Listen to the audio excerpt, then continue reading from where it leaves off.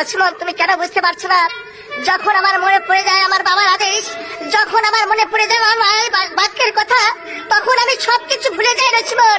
তাই তো সেই কথাকে স্মরণ রেখে আমি তোমার প্রেমকে প্রত্যাখ্যান করে চললাম। লালন, আজ তুমি